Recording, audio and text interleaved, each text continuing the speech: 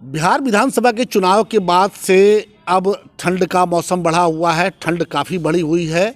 लोग समय के पहले शाम होते ही अपने अपने घरों में चले जाते हैं। लेकिन जहां एक तरफ ठंड का प्रकोप बढ़ा हुआ है, वहीं दूसरी तरफ सिवान की हम बात कर रहे हैं। लेकिन सिवान ही नहीं, पूरे बिहार में अपराध का भी ग्राफ बढ़ा हुआ है। और इसकी सच्चाई तब सामने आती है कि सरकार बने अभी लगभग 1 माह भी नहीं हुआ, लेकिन लॉ एंड ऑर्डर को लेकर के, कानून व्यवस्था को लेकर के मुख्यमंत्री 3 बार डीजीपी और पुलिस के बड़े अधिकारियों के साथ बैठक कर चुके हैं, लेकिन निदान निकलता नज़र नहीं आ रहा। और लगातार अपराधी प्रशासन को चुनौती दे रहे हैं। सर, आपको क्या लगता है कि आखिर ये बिहार से अपराधी जो है इतने बेलगाम कैसे हो गए हैं? सरकार नीतीश जी की पहले भी थी, आज भी है, अपराधियों का इतना जोर कैसे बढ़ गया? नीतीश जी की सरकार है बिहार में, लेकिन यहाँ विधि व्यवस्था में ज़बरदस्त गिरावट आ गई है। पूरे बिहार के बात अगर कीजिएगा तो ये स्थिति कमोबेश पूरे बिहार में सब जिला में है। और यहाँ हम सिवान में हैं, सिवान में आए दिन लूट हो रही है, डकैती हो रही है, यहाँ हत्याएं हो रही है। और प्रशासन जो है, शासन में ताकत नहीं रह गया। लगता है कि अपराधी बेखौफ अपराध करने के लिए तैयारी में हैं और तैयार होकर कर रहे हैं, लेकिन यह जो है प्रशासन उस पर किसी तरह के भय और किसी तरह के नियंत्रण करने में अक्षम हो गई है। लगता है कि पूरे बिहार में जो शासन है, मतलब जो सरकार है, उस सरकार का इकबाल ख़त्म हो गया है और उनसे अब कोई डर नहीं रहा है। चाहे व्यवसायी हो जी, और चाहे गांव के रहने वाले लोग हों। आए देखिए क्या हो रहा है। किसी का जान माल सुरक्षित नहीं है। दिन दहाड़े राम भरोसे, ऊपर वाले के भरोसे लोग अपना ज़िंदगी बिता रहे हैं। नहीं तो ये प्रशासन से किसी तरह का सुरक्षा मिलने वाला नहीं है। और इन लोगों को अगर किसी तरह का कोई खबर करता है तो इधर से सुनकर इधर से निकाल देते हैं, गंभीरता से नहीं ले रहे हैं। किसी के दुकान में कोई तूर करके ढुक जाता है। एक पुरानी बात हम याद आपको दिलाना चाहेंगे कि चुनाव के समय जब आपके नेता तेजस्वी यादव ने कहा कि 10 लाख लोगों को रोजगार उपलब्ध करवाएंगे, उस समय यही सत्ताधारी लोग ये कहते थे कि 10 लाख लोगों के हाथों में हथियार थमाना चाहते हैं ये तेजस्वी यादव। और अगर बाय द वे अगर आपकी सरकार बन गई रहती तो ये तो कहते सीधे कि भाई ये जंगल राज शुरू में भी था, आज इनकी सरकार बनी तो ये अपराध बढ़ा हुआ है। लेकिन आपकी सरकार नहीं बनी, सुशासन बाबू की ही सरकार है। और उसके बाद ये अपराध का बढ़ना, क्या ये माना जाए कि जो नीतीश कुमार का कद छोटा हुआ है, एक वजह ये भी है? नीतीश कुमार जैसा वो किए हैं वैसा पा रहे हैं। बार बार भिन्न भिन्न दलों से समझौता करना, कुर्सी हासिल करना और फिर कुर्सी के लिए दूसरे से तीसरे दल से, राजनीतिक दल से हाथ मिलाना, ऐसा करने से यह एक मैसेज, संदेश जा रहा है बिहार में कि नीतीश कुमार काफ़ी कुर्सी बाबू हैं और कुर्सी के लिए वो कुछ कर सकते हैं। इसलिए जनता जनार्दन के खबर लेने की उनको फुर्सत नहीं है। वो वही तिगड़म दिन भर करते हैं कि कैसे हम मुख्यमंत्री के कुर्सी पर हम बने रहें। इसलिए जो स्थिति आप देख रहे हैं बिहार में, उस कुर्सी के कमज़ोर हो जाने की वजह से ही अपराध बढ़े हैं और विधि व्यवस्था में गिरावट आई है।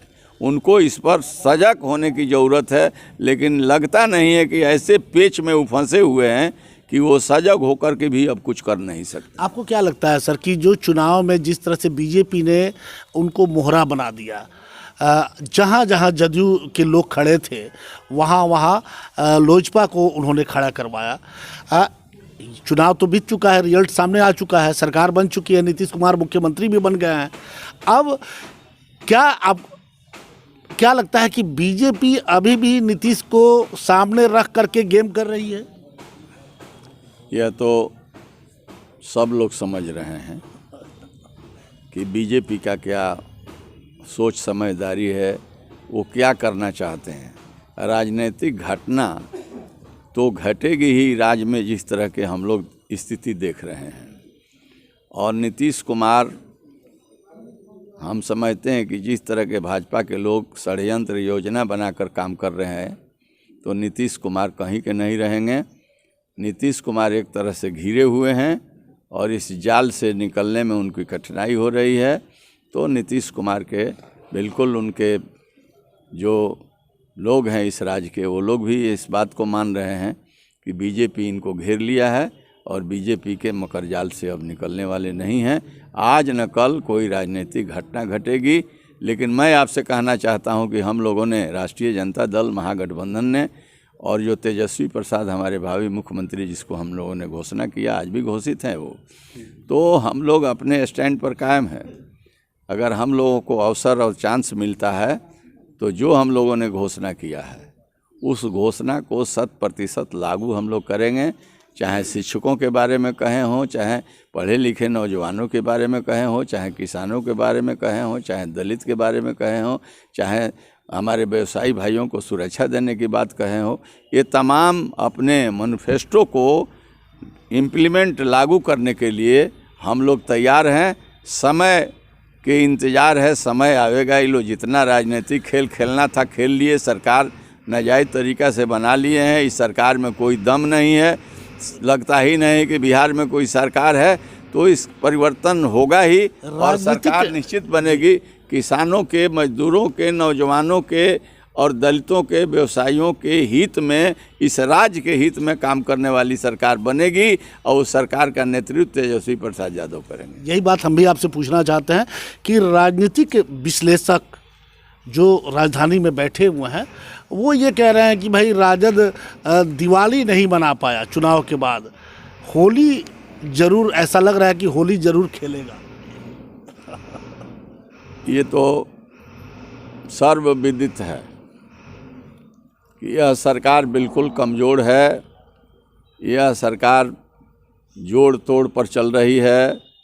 इन लोगों के विचारों में काफ़ी अंतर है और तिगड़मबाजी करके ये लोग कुर्सी हासिल किए हैं। इस राज्य के जनता ने मैंडेट दिया है राष्ट्रीय जनता दल महागठबंधन को, तेजस्वी जी के मुख्यमंत्री बनने के लिए इस राज्य की जनता चाह रही है कि बने। तो निश्चित हम लोगों की सरकार भी बनेगी और सब लोगों को मन मिजाज भी ठीक रहेगा। मतलब सर ये माना जाए कि आप और आपकी पार्टी होली मनाने के मूड में है? होली तो हम लोग मनाएंगे ही, नहीं मनाने का क्या सवाल उठता है। इस राज्य की जनता कहती है कि हम लोग आपके होली के साथ हम तमाम लोग होली मनाएंगे और होली मनेगी। सर लॉ एंड ऑर्डर पे हम लोग बात कर रहे थे। सिवान के लोगों को अब आपसे बहुत ज़्यादा उम्मीद है। क्या जो सिवान की गिरती विधि व्यवस्था है उसको लेकर के आप जिला प्रशासन से या और कहीं कुछ आगे सोचा है आपने? देखिए,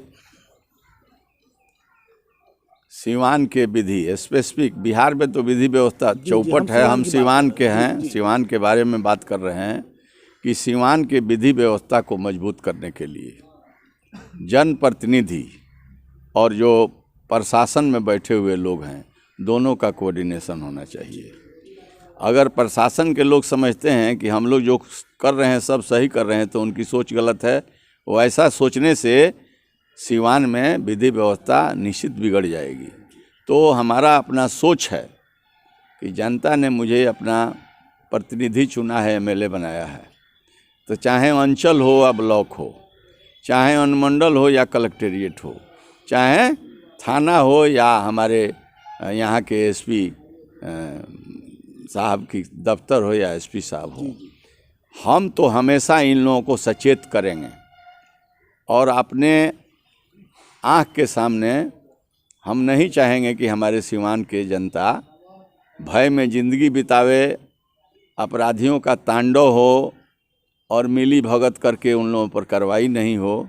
तो ये हम नहीं चाहेंगे। विधि व्यवस्था के लिए प्रशासन को हम सचेष्ट करना चाहते हैं कि हम लोग चाहते हैं शांति, हम लोग चाहते हैं सद्भावना, हम लोग चाहते हैं विधि व्यवस्था को मजबूत, और जो सो कॉल्ड अपराधी प्रवृत्ति के लोग हों उन पर कड़ी कार्रवाई हो।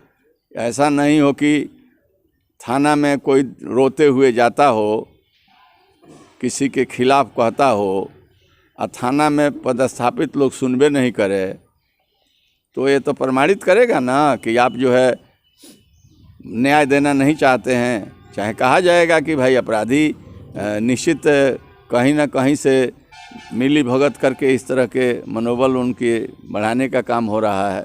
इसलिए हम प्रशासन से कहेंगे, हम एक आध दो बार सुप्रिटेंडेंट ऑफ पुलिस से ज़रूर कहे हैं कुछ बात, और फिर मैंने कहा कि बैठ कर के बात करेंगे, डीएम जो सिवान हैं उनसे बात करेंगे कि आप लोग सिवान को काफ़ी मजबूती के साथ यहाँ पर विधि व्यवस्था को सही तरीक़ा से चलाइए और जनप्रतिनिधियों का सहयोग आपको रहेगा। जहाँ ज़रूरत रहेगी सहयोग आदमी करेगा, लेकिन अगर नियंत्रण नहीं होगा तो सत्य और अहिंसा को आधार मान करके पूज्य महात्मा गांधी जी के द्वारा दिया गया जो औजार है उस औजार को उपयोग करने में अवध बिहारी चौधरी कभी पीछे नहीं हटेंगे।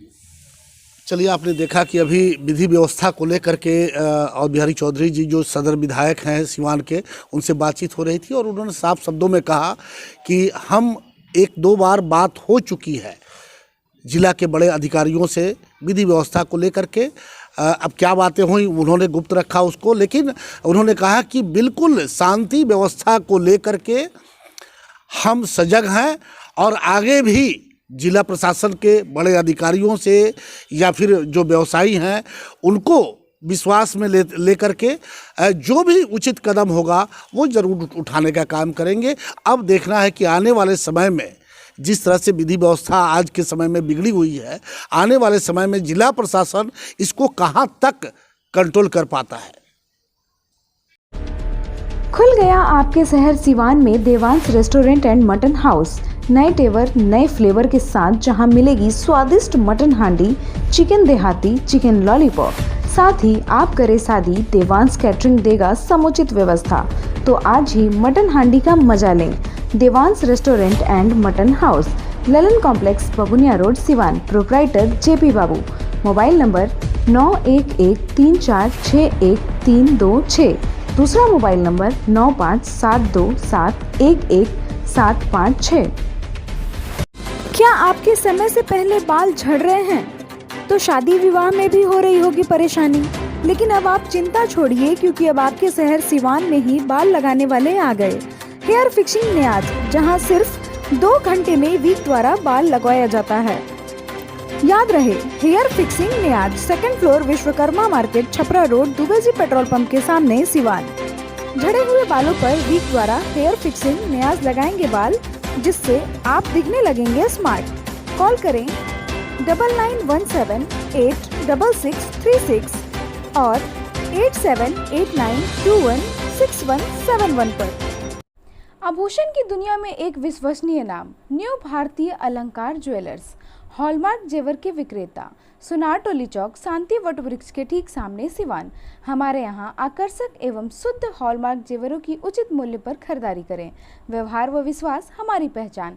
न्यू भारतीय अलंकार ज्वेलर्स, सुनार टोली चौक, शांति वट वृक्ष के सामने, सिवान। Mobile number 9631402553।